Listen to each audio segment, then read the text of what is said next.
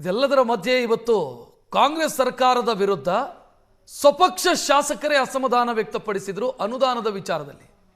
ಇದನ್ನ ಇನ್ನೂ ಪರ್ಟಿಕ್ಯುಲರ್ ಆಗಿ ಹೇಳಬೇಕು ಅಂತಂದ್ರೆ ಡಿ.ಕೆ. ಶಿವಕುಮಾರ್ ಆಪ್ತ ಶಾಸಕ ಸಿಎಂ ಕಾರ್ಯವೈಖರಿಯ ಬಗ್ಗೆ ಅಸಮಾಧಾನ ವ್ಯಕ್ತಪಡಿಸಿದ್ರು. ಕೆ.ಎನ್. ರಾಜಣ್ಣ ಕ್ಷೇತ್ರಕ್ಕೆ 100 ಕೋಟಿ ಕೊಟ್ಟಿದ್ದನ್ನ ಡಿ.ಕೆ. ಶಿವಕುಮಾರ್ ಆಪ್ತ ಶಾಸಕ ಕುಣಿಗಲ್ MLA ಡಾಕ್ಟರ್ ರಂಗನಾಥ್ ಪ್ರಶ್ನೆ ಮಾಡಿದರು. ಜೋರು ಧ್ವನಿಯಲ್ಲೇ ಪ್ರಸ್ತಾಪ ಮಾಡಿದರು ಡಾಕ್ಟರ್ ರಂಗನಾಥ್. ನನ್ನ ಕ್ಷೇತ್ರಕ್ಕೆ ಕೊಡಲ್ಲ, ಮಧುಗಿರಿ ಕ್ಷೇತ್ರಕ್ಕೆ 100 ಕೋಟಿ ಅನುದಾನ ಕೊಡ್ತೀರಾ, ನನ್ನ ಕ್ಷೇತ್ರಕ್ಕೆ ಯಾಕೆ ಕೊಟ್ಟಿಲ್ಲ ಅಂತ ರಂಗನಾಥ್ ಪ್ರಶ್ನೆ ಮಾಡಿದ್ರು. ಅದಕ್ಕೆ ಸಿಎಂ ಉತ್ತರ ಕೊಟ್ಟರು, ಅನುದಾನ ಹೆಚ್ಚು ಕಡಿಮೆ ಆಗಿದ್ರೆ ಪರಿಶೀಲನೆ ಮಾಡೋಣ ಅನ್ನೋ ಉತ್ತರವನ್ನು ಸಿಎಂ ಕೊಟ್ಟರು.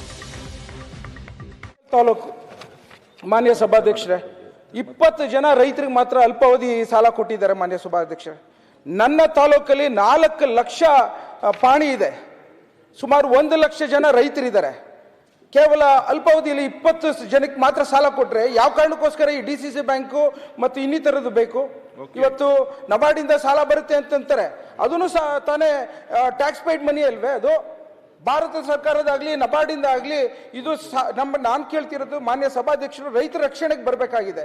ಇವತ್ತು ಕುಣಿಗಲ್ ತಾಲೂಕಲ್ಲಿ ಸುಮಾರು ಎಲ್ಲ ಇವತ್ತು ಮಧುಗಿರಿಲಿ 100 ಕೋಟಿ ಕೊಡುವಂತ ಸಂದರ್ಭದಲ್ಲಿ ನನ್ನ ತಾಲೂಕಿಗೆ ಸುಮಾರು ವರ್ಷದಿಂದ 1 ಕೋಟಿ ಕೊಡ್ಲಿಕ್ಕೂ ಅವಕಾಶ ಇಲ್ಲ ಅಂದ್ರೆ ನಾನು ಎಲ್ಲಿಗೆ ಹೋಗ್ಲಿ? ಮಾನ್ಯ ಸಭಾಧ್ಯಕ್ಷರೇ, ಬಹಳ ಆಕ್ರೋಶದಿಂದ ಕೆಲವು ವಿಚಾರಗಳನ್ನು ಪ್ರಸ್ತಾಪ ಮಾಡಿದ್ದಾರೆ. ಕಳೆದ ವರ್ಷ 24-25ರಲ್ಲಿ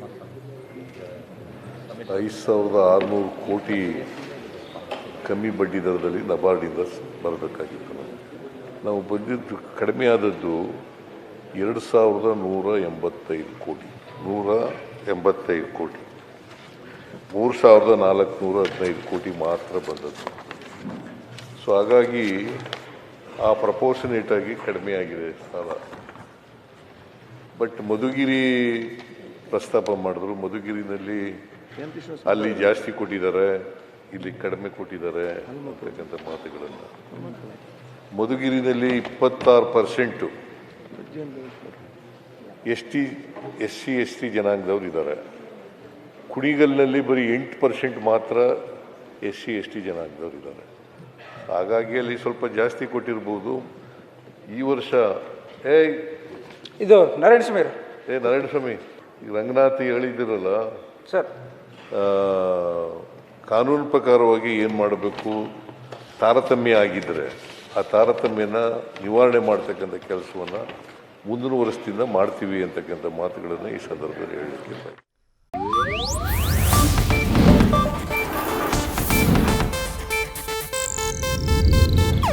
ಇದು ಏಷ್ಯಾನೆಟ್ ನ್ಯೂಸ್ ನೆಟ್ವರ್ಕ್ ಪ್ರಸ್ತುತಿ.